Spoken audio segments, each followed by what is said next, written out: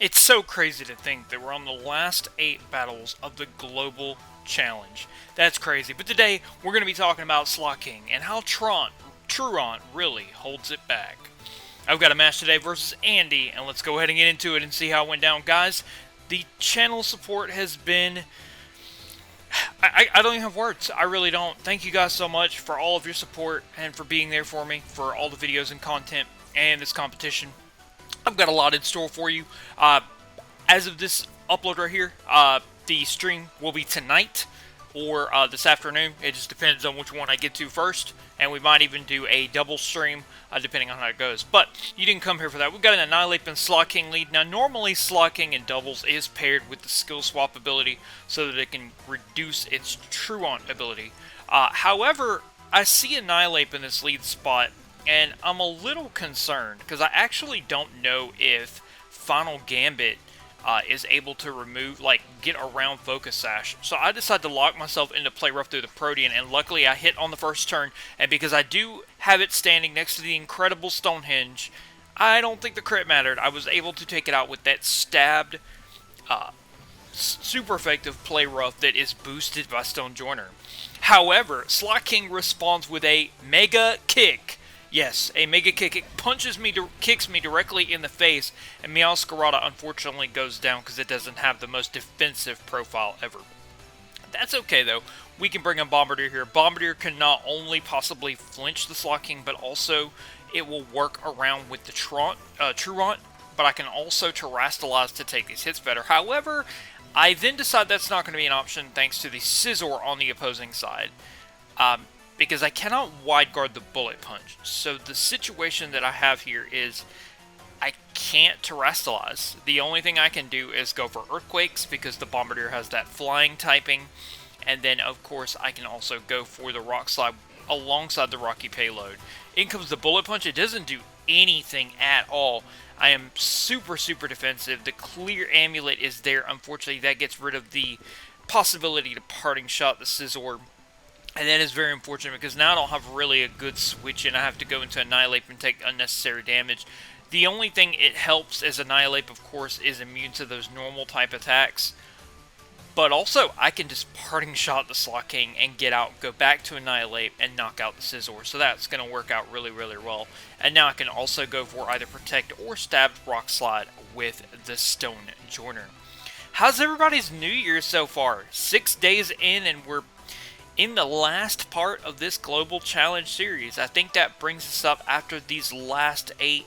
I can't basic mental math, but I do believe it is somewhere around 20 to 24 videos for this Global Challenge. So that is really, really nice. One of the longer challenges I've uploaded on the channel, and you guys have been with me through the entire thing, so thank you so much for that.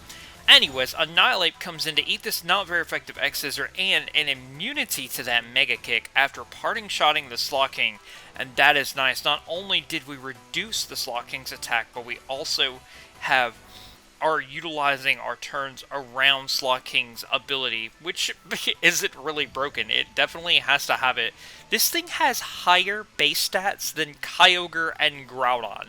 That is absolutely insane to me. However, I go for Rage Fist now that Scizor decided he wanted to hit the Annihilate. I will strike him back with great vengeance and destroy him. Now the Stone Joiner, of course, misses that Rock Slide. Also, remember I was talking about Stone Joiner standing next to Annihilate mitigates the Rage Fist. So even if Rage Fist wasn't doing as much damage, it kind of helps with the power bonus and power up through Power Spot. Speaking of the next complete competition, not like the globals, but the next regulation is Regulation G all the way to April. And I'm going to be completely honest with you guys. I think I'm probably going to try to do some different content. I feel really weird about Regulation G. I had one of the really most creative teams, I feel, when I used Miraidon alongside Bruxish. And I've got a cool idea to work with Stone Joiner, maybe a couple cool ideas to maybe use something in that tier, but I just don't know if I want to mess with those legendaries again, guys. I just want to be honest. Let me know in the comment section down below. We'll do some kind of poll or something like that.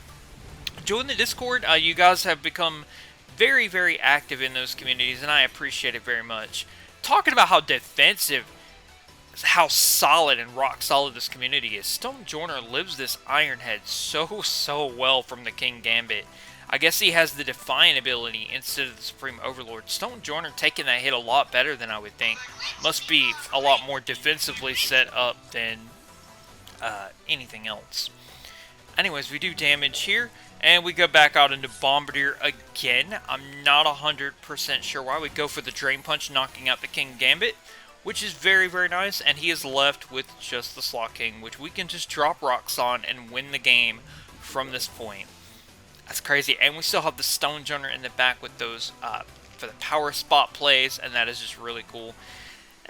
Long story short, Slaking's really powerful, but really lazy. It is quite unfortunate. It is a really cool Pokemon. Its design isn't my favorite, but I remember so much.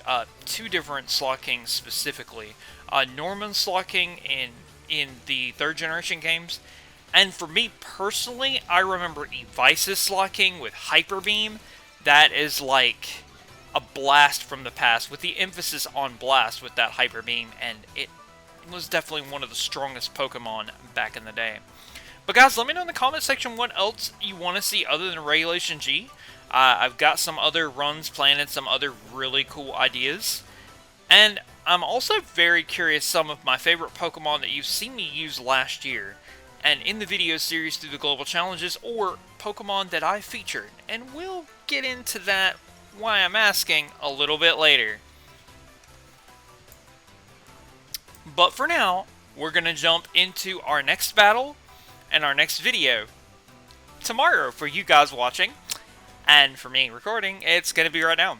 So our last turn, we go into the Bombardier here. We do have a pretty good setup no matter what the Slaking goes for.